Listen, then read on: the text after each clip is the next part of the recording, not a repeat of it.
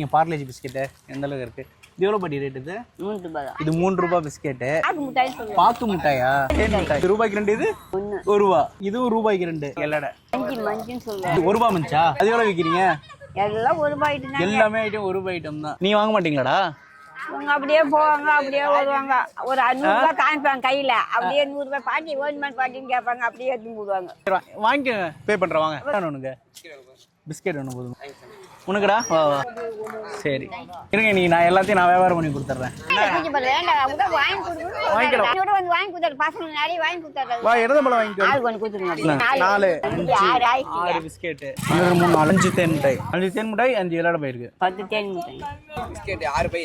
கரெக்டாக வச்சுக்கோ. ஏன்னா இப்போ இருக்கிற பசங்களாம் வந்து இதெல்லாம் ஐட்டம் வந்து ப்ரிஃபர் பண்ணுறதில்ல. ஆனால் எங்களை மாரி இருக்கிறவங்களுக்கு இதெல்லாம் ரொம்ப ஒரு கோல்டனாக தெரியுது.